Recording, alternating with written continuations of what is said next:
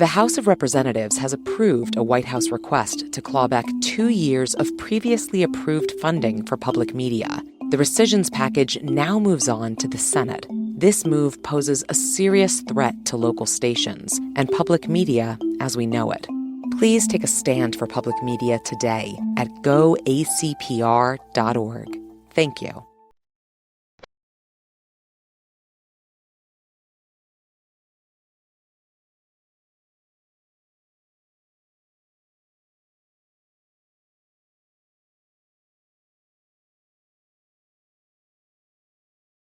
Hello and welcome to Car Talk from National Public Radio with us, Click and Clack, the Tappert Brothers, and we're broadcasting this week, ready for this, from the Center for the Revision of Cruel Stereotypes here at Car Talk Plaza. Yeah. Now, for years, car mechanics have been branded unfairly for many of us as either incompetent or worse. And as crooks. you and I know, it's not a case of mechanics being either crooks or incompetents. That's right. It's actually a delicate balance of the two. Now, the folks at Reader's Digest, I guess, decided to put this stereotype to the test. Yeah. So they recently undertook a cross-country sting operation. Sure, I love these. They send a guy out with a... They had an expert driving a 95 Taurus with a minor, easily detectable problem. They disconnected the mass airflow sensor, and that turns the check engine light on. Right. So they took this otherwise perfect car, you ready for this, into 136 repair shops across this great country of ours. And they asked for a diagnosis and, of course, the accompanying repairs. How many new tires did they buy? Check engine light, huh? Just 3. Those tires will do that. Of the 136 stops made, only 2 mechanics, 2, attempted to fix the car by performing or trying to perform unnecessary work. Only 2 were out-and-out crooks. 48 mechanics were able to successfully repair the car. That's 35% or roughly. Okay. Wow. Most of them by proper diagnosis. Pretty good. The other ones, they hammer. 35%. But the other 65, that's 88 out of 136, I believe, either said they didn't have time or just gave up. Yeah, they bumbled around for a while and they said, I can't do it. So the good news is this. There was almost no fraud. The bad news, they still had only about a 1 in 3 chance of getting the car fixed. Now, here's the most interesting part. These results, I think, were published in the October issue of Reader's Digest. Yes, I read every page of it. 10 years ago, they did the same thing. This time with an Oldsmobile, or that time with an Oldsmobile, that had a disconnected spark plug wire. I remember reading this. I remember we discussed it on the show. I remember that? No, I don't remember that. I don't know how to remember anything. I didn't. But in the 87 version, the incidence of outright fraud was 56%. Yeah, well, you know why? No. I think because I was just discussing this with Ken, that in order to cheat somebody, you got to know what you're doing. You have to have some basic idea of what you're doing, and people don't have that idea anymore. Oh, so you think it's not a basic? You don't think if they knew more, they would have managed to cheat people. Oh, in other words, they would have fixed the They spark were too incompetent to be crooks. If they could have hooked up the mass airflow sensor, then they would have sold them the tires. Exactly. But being unable to do that. They threw up their hands and said, we can't do it. Right, because you would immediately know upon getting in the car that it hadn't been fixed. Evidently one. And taking the bulb out, it's too hard. I actually read the thing. And in one case, one of the guys tried to short the bulb so he could get it to go off. And then, because he had tried to sell them a fuel filter. Well, yeah. Not bad. So, I mean, I guess what it means is, what does it mean? It means that you have to have some brains to be a crook. Yeah. So our education system is failing. Yeah. We're not teaching kids enough to become crooks. No. That's what it boils down to. Yeah. And incompetence is the wave of the future. At least in Well, I guess that's pretty good, huh? Yeah, that's good for us. Now, if you want to discuss our incompetence, our number is 1-800-332-9287. Hello, you're on Car Talk. This is Michael in Dallas. Hi, Mike. Hey. Michael. Yeah. What's up? I have a little problem. Yeah. Okay. I have a 92 Infiniti Q45. Yeah. I don't know how you guys feel about Infiniti, so...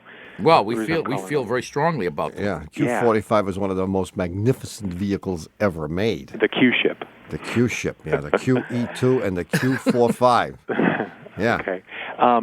Whenever it gets cold, like this, I've had it for a couple of years now, so whenever it gets cold, it's like all the power fluid, or the power steering fluid, goes out of the goes out of wherever they keep the power steering fluid, and it makes this wah, wah, wah noise. Yeah. Okay? And so every year I top it off, and it stays full all through the winter and through the next summer until it hits winter again. At that point, it all drains out again. I hear this wah, wah, wah. What, it stays in there all winter? Stays in there all winter. No leaks, no spots, no nothing. Huh? This has happened since 95. So around when? December? Actually, it starts getting kind of chilly here end of October, 1st of November. Yeah, you have temperatures in the low 40s. Well, we're in Texas. Yeah. Right.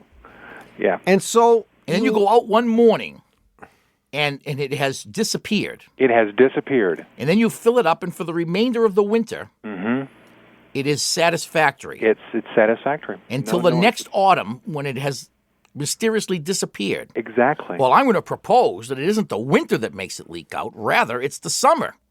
Okay. I like that all the more. I like it almost myself. Because it doesn't make any sense that it gets cold and you lose all the power steering fluid because the next day it's still cold. And a week later it's even colder. And a month later it's even colder than that.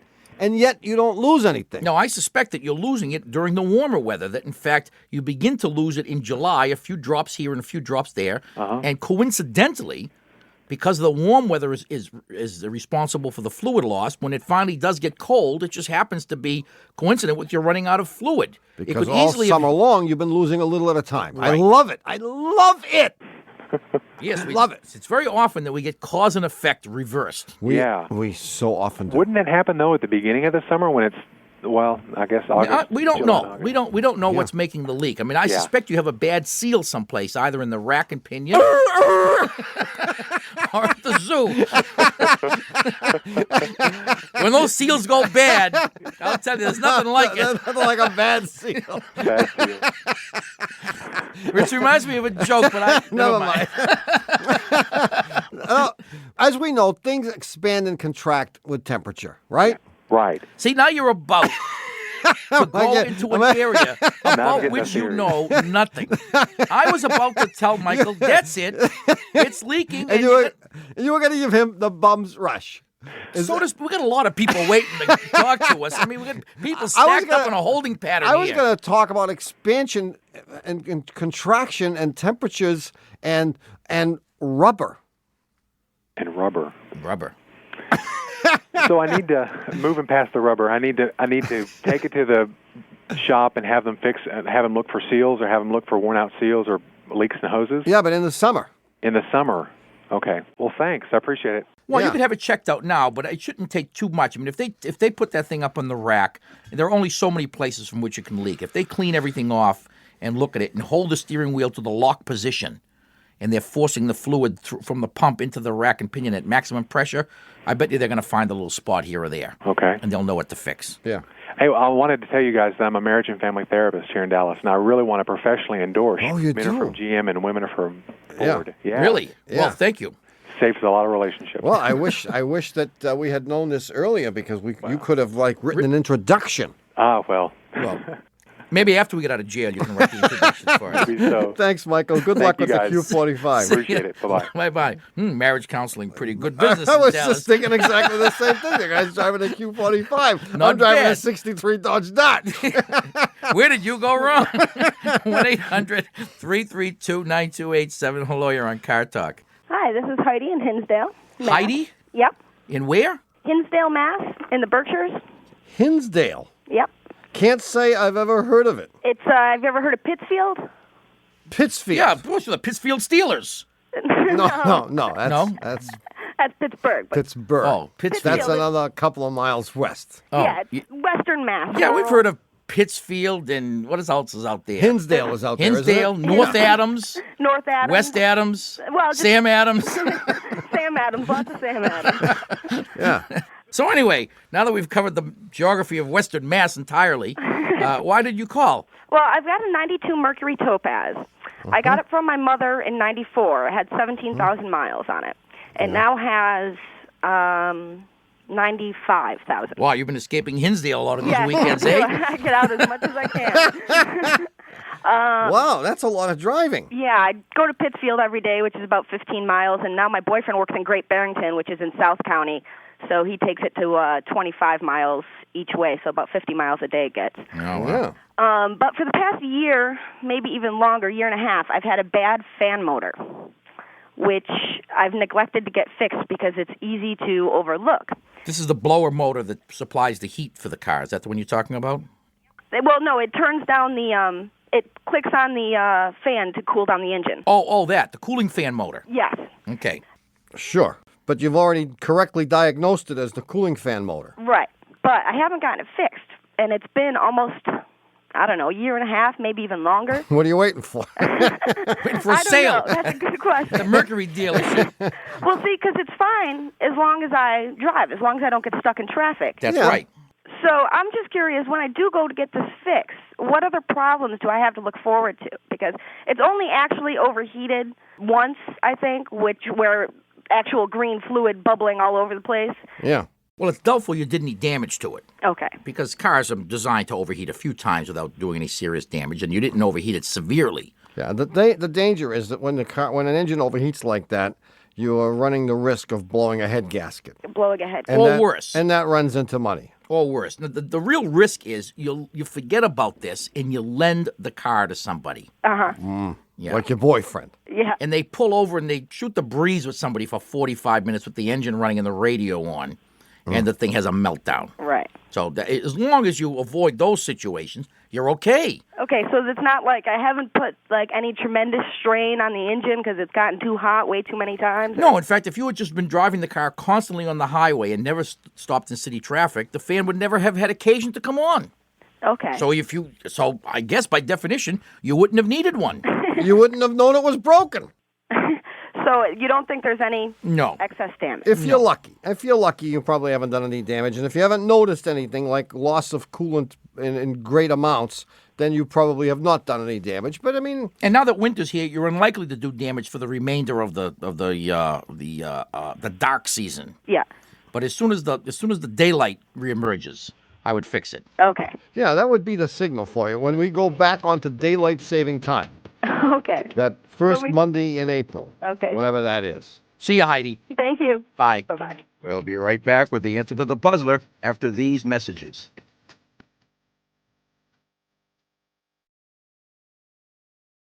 This message comes from Thuma. Create your oasis with Thuma, a modern design company that specializes in furniture and home goods. By stripping away everything but the essential, Thuma makes elevated beds with premium materials and intentional details. With clean lines, subtle curves, and minimalist style, the Thuma bed collection is available in 4 signature finishes to match any design aesthetic. To get $100 towards your first bed purchase, go to thuma.co/NPR. These days, there is a lot of news. It can be hard to keep up with what it means for you, your family, and your community. Consider This from NPR as a podcast that helps you make sense of the news. 6 days a week, we bring you a deep dive on a story and provide the context, the backstory, and analysis you need to understand our rapidly changing world. Listen to the Consider This podcast from NPR. Decades ago, Brazilian women made a discovery.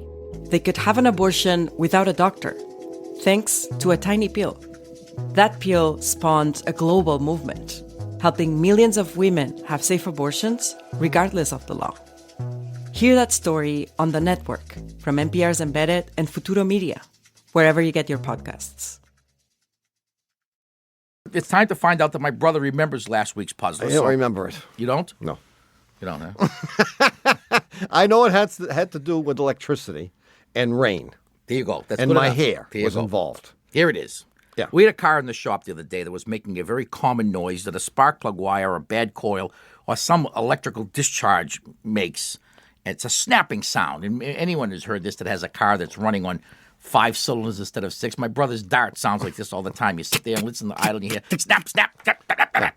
So every minute or two you'd hear this noise, and the noise was loud enough that the driver sitting in the car with the radio off could hear the noise, although it was not accompanied by an engine miss. Nevertheless, he was bothered by it. And we were convinced that it had something to do with a misfire, that somehow a spark was jumping to ground, and in fact, I'll give you this hint, it was. There was a spark jumping to ground, but we couldn't find it. We checked everything, the cap, the rotor, the wires, everything, the spark plugs. Then I had a brainstorm, realizing that we're now on standard time. That's why I was apropos to mention that other thing.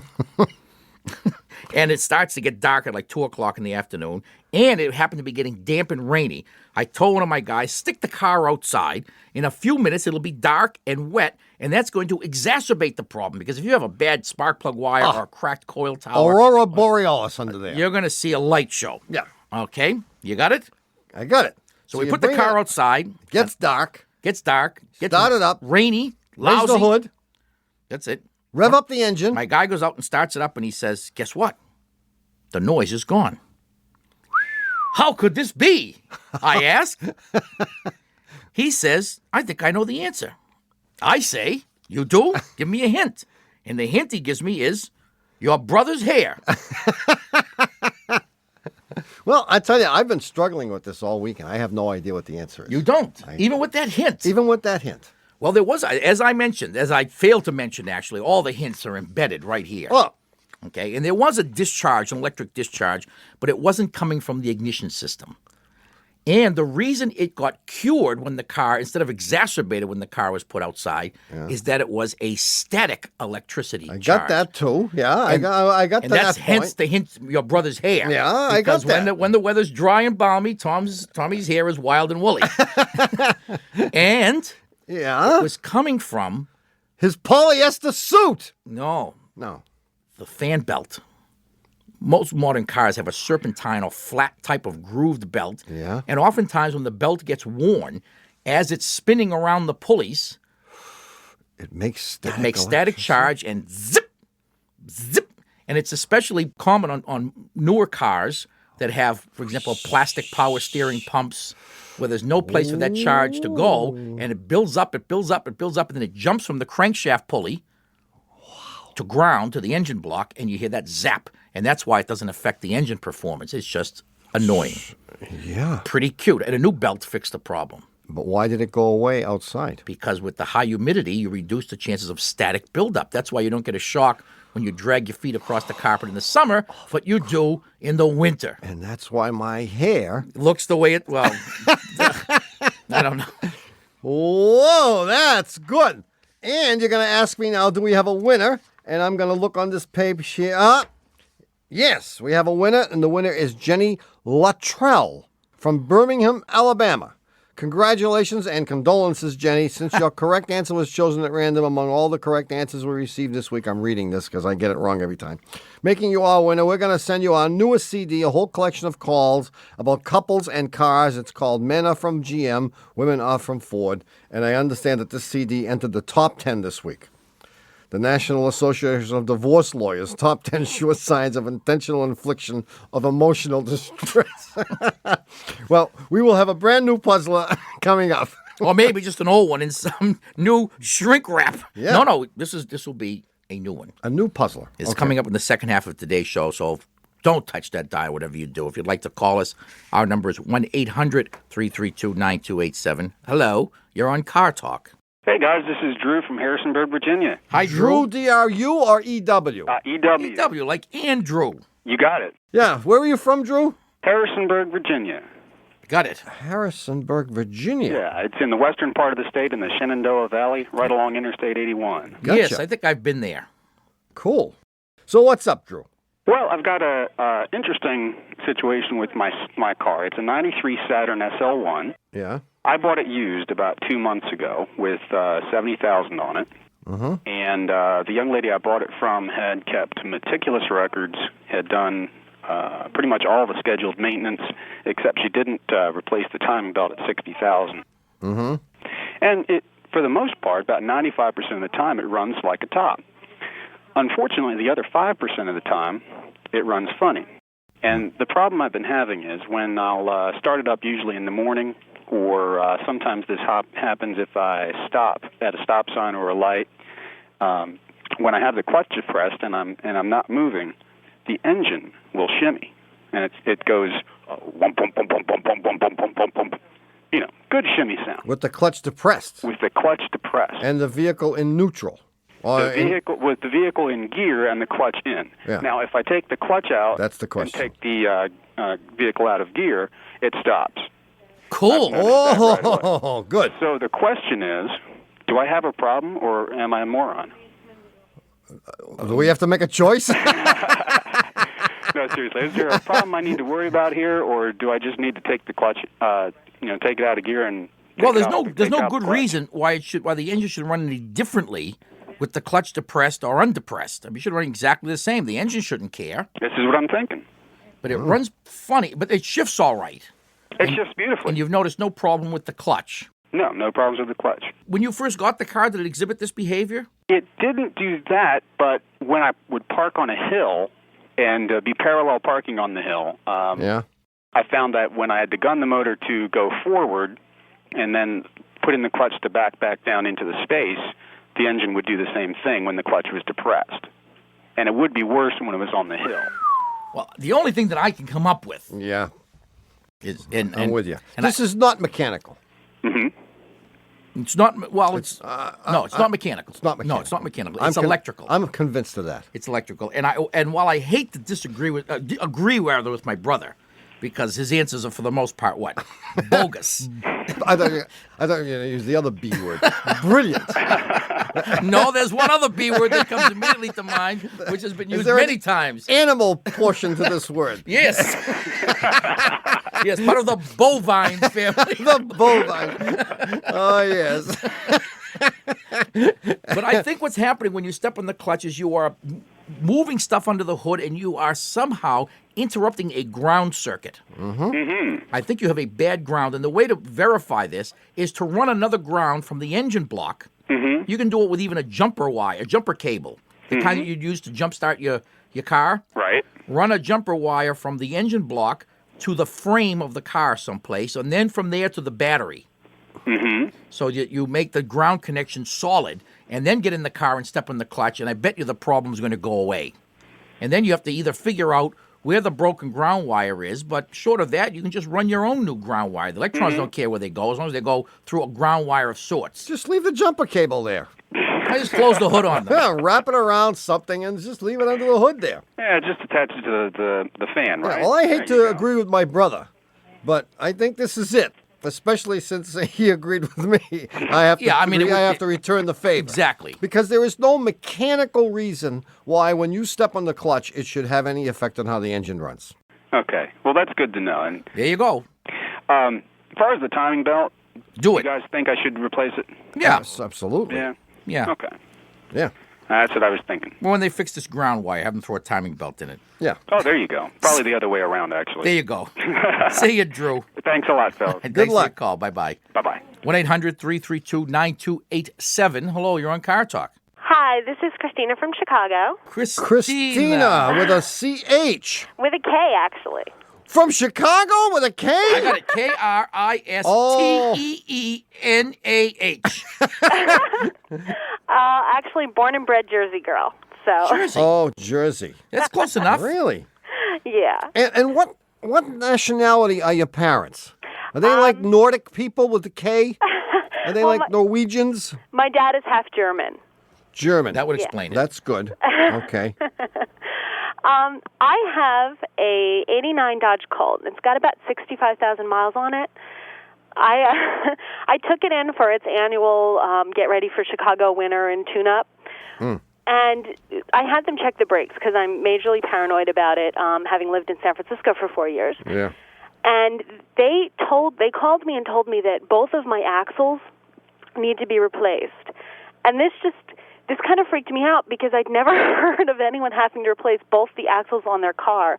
Wait, are you sure they were actually talking about the axles? That's what they said. I'm sure they were.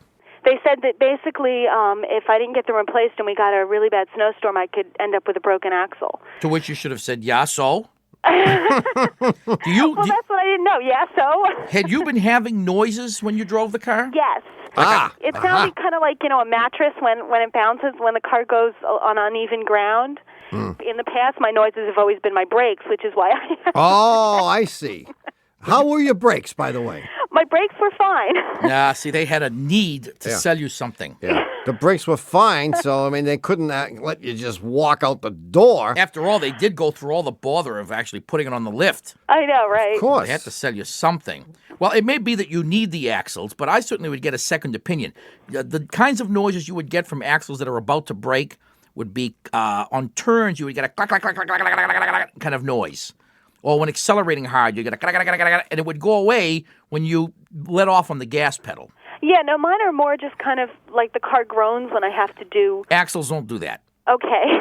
No, you probably need ball joints and struts. But suffice it to say that what they probably saw was that the boots on the axles were torn open, the rubber boots, and that within a short period of time you will need new axles. But you may be able to just replace the boots, which is cheaper. Ah. So you should ask them about that. And if they think the axles are all right and they're not filled up with dirt and all the joints aren't all worn out, then you can do that. Okay. They probably wanted many hundreds of dollars for this, huh? Yeah, they did. Yeah. Oh, yeah. I would get a second opinion. Okay. I wouldn't go back there. No, tell them I don't like these tell them guys. you're trying to get your mother out of reform school. Yeah. And you haven't got the dough right now. And when you succeed in that, you'll be back and go take it someplace else. Right. Well, I told them I was trying to finish up law school, so. That's even better. So you could sue their butts. You're saving up for the operation to have the shot glass removed from your mother's throat. See you, Christina. Okay, thanks a lot, guys. See you later. Bye. We'll be right back with more calls and the new puzzler after these messages. On the plus side, you get sponsor-free listening to over 25 NPR podcasts. On the minus side, you get fewer chances to tap fast forward on your podcast player. On the plus side, you get to support something you care about. On the minus side, you like challenges and think this makes it too easy. So why don't you join us on the plus side of things with NPR Plus? Learn more and sign up at plus.npr.org. On The Indicator from Planet Money, we like to zoom in on big economic issues like tariffs and crypto and healthcare. Let's have a healthcare system where people are kept healthy and not treated only when they're at the most expensive moment when they're sick. Economic deep dives in 10 minutes or less every weekday. Listen to The Indicator from Planet Money wherever you get podcasts. On NPR's Throughline, school teachers are going to be the ones that rebuild our society in a way that is more cohesive. Basically, where soldiers set down their arms, school teachers need to pick up their books. How the U.S. Department of Education tried to fix a divided nation. Listen to Throughline wherever you get your podcasts. Hola, it's Sarah Gonzalez.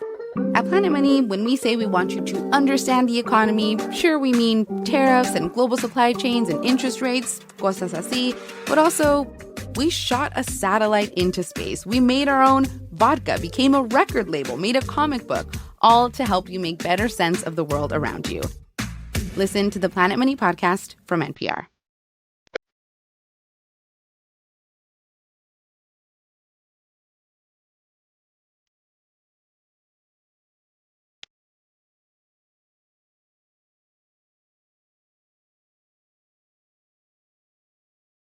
Hi, we're back. You're listening to Car Talk from National Public Radio with us, Click and Clack, the Tappert Brothers, and we're here to discuss cars, car repair, and the ultimate diet.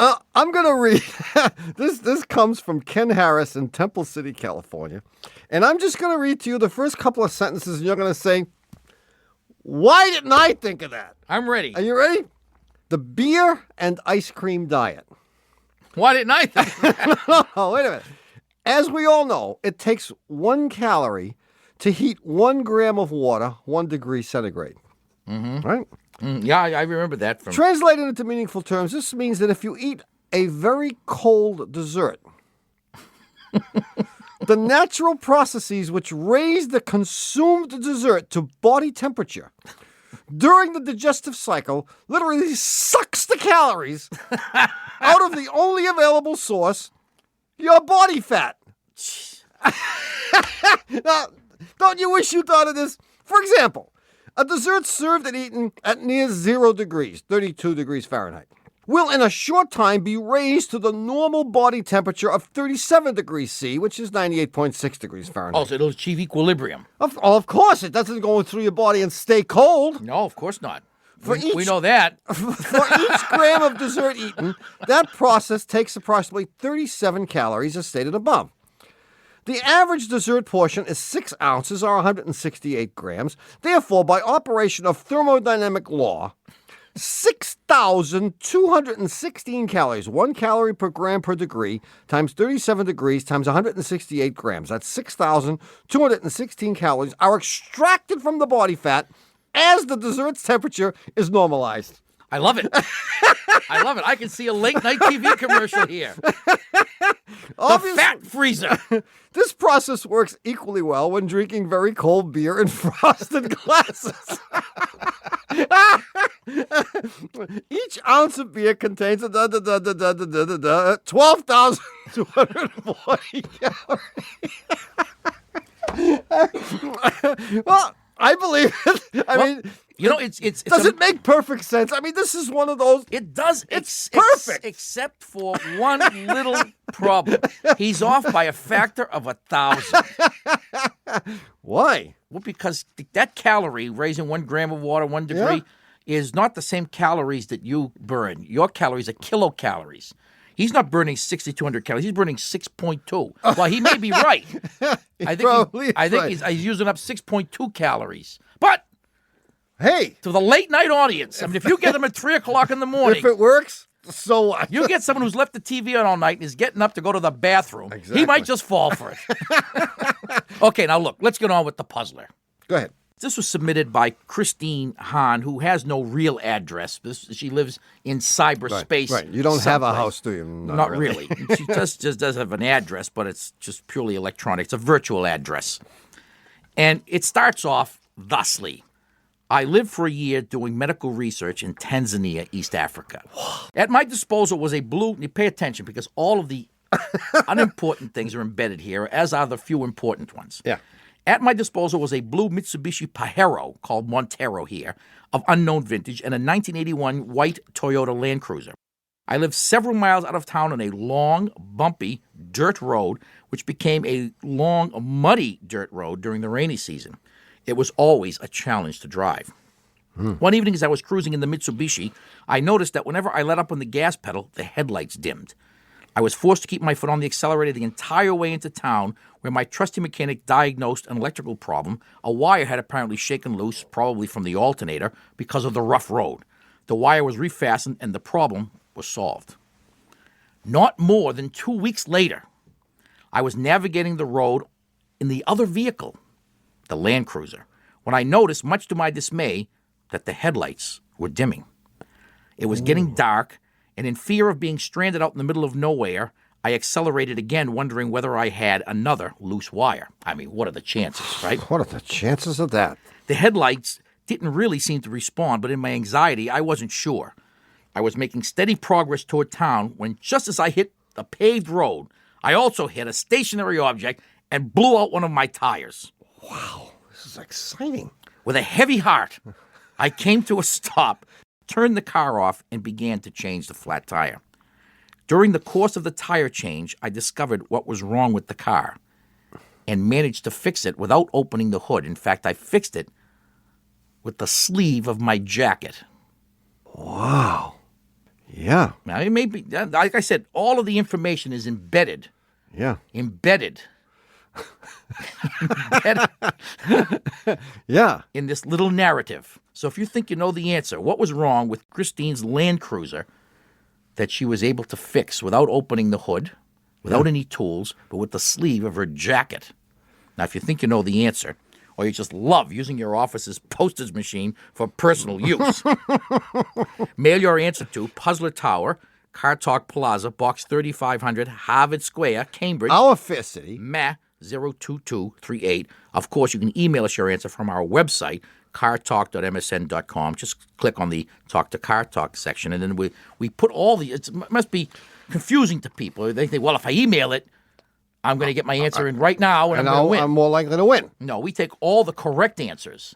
We put them in a big pile, and then we pull out the winners, okay? Yeah. So, and then and if you win, you can win our copy of Men Are From GM, Women Are From Ford, guaranteed to cement any relationship that needs cementing. If you'd like to call us, the number is 1-800-332-9287. Hello, you're on Car Talk. Hi. Hi, who's this? It's Cheryl from Philadelphia. Oh, who's Cheryl leaves all... My wife knows someone named Cheryl. Yeah? Except with a C or with an S? With a C. That's the best way. Yeah. It is, It's huh? Cheryl. That's right. That's you too, huh? Well, that's the traditional. That is the traditional way. Yeah. Okay. And where are you from? I'm from Philadelphia. Actually, I'm from New Jersey, but I live in Philadelphia. Yeah, they're all the same. And I have I have a bet with my brother. He's got a 71 Ford Maverick. Yeah. And the fuel tank rotted out, and he couldn't find a replacement for it. So he did a lot of, he does his own stuff. And he took the fuel line and attached it to 2 boat tanks, which he has in the trunk.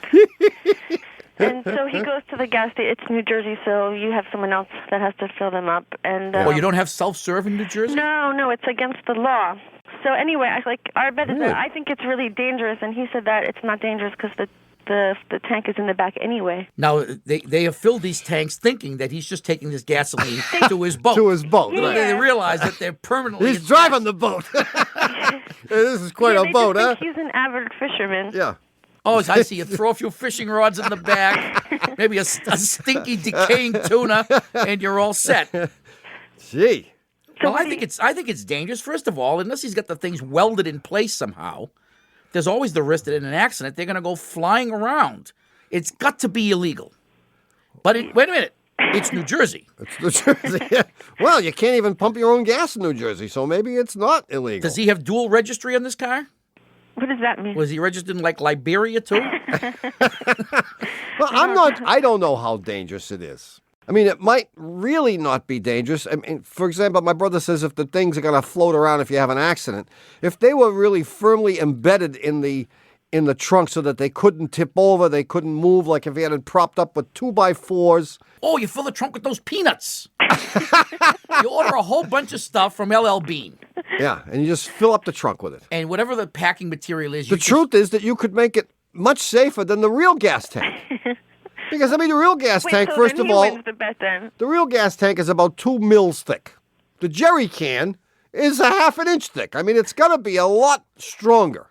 And you might be able to place the jerry cans farther from the rear bumper than the gas tank originally was. Sure, it might actually be safer. So it's like they should be doing this in all models of cars. They should be. Yeah, I would not want to be the judge about whether or not it's safe. Well, I don't want to be the judge. Here's the danger. Nor does my lawyer want me to be the judge.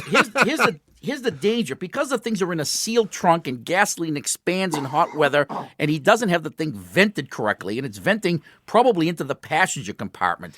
That's where the danger is. Or even if it's just venting into the trunk itself, Yeah. which it obviously is. And here's the scenario. You have a flat tire. You can't find the jack. So you light a match to look. Yeah. Bingo. I think it's dangerous for that reason. I like that. And not necessarily for what might happen in an accident. Yeah, the fumes. The fumes. Oh, I go for fumes. And the possibility of spontaneous combustion. So I win. So what did you bet? What are you going to win? Well, I should have put money on it, but I didn't. Oh, you didn't? So I It's don't just win a bet. anything. I just have the A dope satisfaction slap. of winning. Who gets the dope slap? It's one of This those is just bets. bragging rights bet.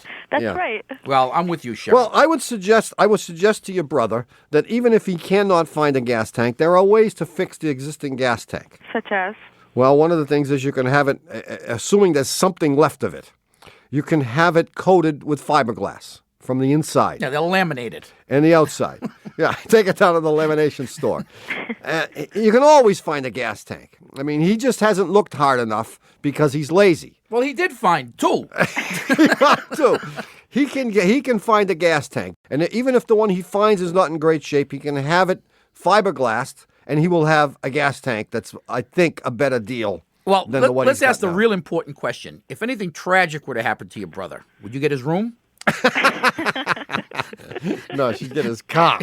All right. I don't want the car. See you, Cheryl. Thanks, Cheryl. Okay, thanks. Bye. Bye-bye. Hi. Well, it's happened again.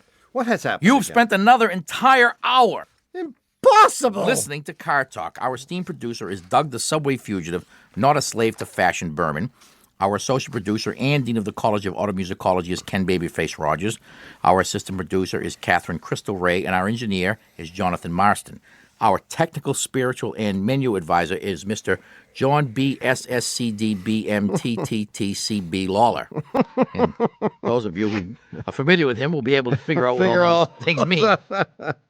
Our public opinion pollster is Paul Murky of Berkey Research, assisted by statistician Margin Overa. Our director of new product repair is Warren T. Myfoot. Our staff butler from the Car Talk Mumbai division is Mahatma Cope. Our evasive driving instructor is Vera Brupley. Our Boston traffic director is Laura Biden. Our director of moral support is Hugh Demand. And our director of humor standards is Paul Mafinger. Our Leo Tolstoy biographer is Warren Peace, author of Leo Tolstoy by Warren Peace.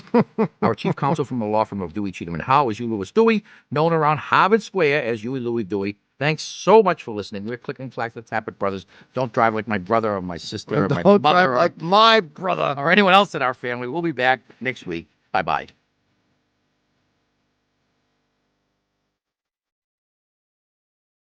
And now, with an important announcement, here is Car Talk Boss's chief mechanic, Mr. Vincent Q. Boombatz. Vinny? All right. Listen up. If you want a copy of this week's Car Talk show, which is 46, here's what you're going to do. You're going to give a phone number now, Vincent? No, I'm going to sing Ave Maria, you moron. The number to call is 303-823-8000. And what if someone wanted our brand new CD about couples and cars? You know, the one called Men Are From GM, Women Are From Ford. Or any of the other new holiday gift ideas that are available at Car Talk's Shameless Commerce Division. Would they use the same number? Oh, I'm dealing with a genius here. What do you think? Oh, I thought so. I'm sorry. Continue, please. Thank you. For the newest Car Talk CD, Men Are From GM, naturally, Women Are From Ford, and other Car Talk holiday gift ideas, you call 303-823-8000, or you visit our Shameless Commerce Division at cartalk.msn.com. And anything you want to add to that, Mr. Radio Man? Well, now that you mention No, that's good. Sorry. Car Talk is a production of Dewey, Cheatham & Howe and WBUR in Boston. And even though Ray Suarez can hardly choke down his 3-cheeseburger lunch when he hears us say it, this is NPR, National Public Radio. On NPR's Throughline, schoolhouses are less expensive than rebellions. We've been debating the government's role in education since the Civil War. 1/10 of our national debt would have saved us the blood and treasure of the late war. How the Department of Education tried to fix a divided nation. Listen to Throughline wherever you get your podcasts. Pop Culture Happy Hour, NPR's easy-breezy, laid-back pop culture podcast, has brought you the best in culture for the past 15 years. That means we spent the last 15 years talking about what exactly? Bad reality TV, actually good Marvel movies. Actually awful Marvel movies. Reboots, pop music, prestige dramas, Netflix slop. That's 15 years of buzzy pop culture chit-chat, and here's to many more with you along for the ride. Listen to Pop Culture Happy Hour on the NPR app or wherever you get your podcasts. It all starts with listening to the person in front of you and the person you'll never meet, to the person living a story and the journalist who helps you see it in a new light. The NPR network is built on listening, with microphones in every region, so we're there anytime a voice or sound demands to be heard. Hear stories in the first person, hear the bigger picture on NPR.